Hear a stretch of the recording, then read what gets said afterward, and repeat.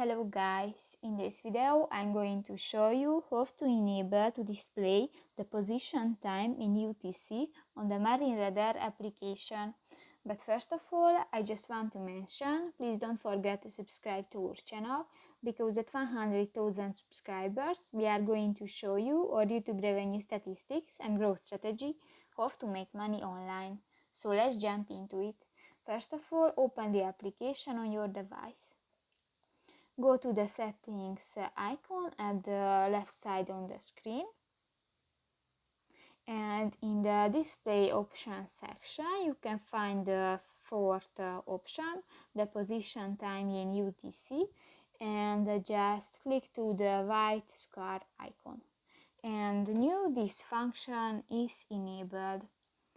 So that's pretty much it for this video, guys. See you in the next one.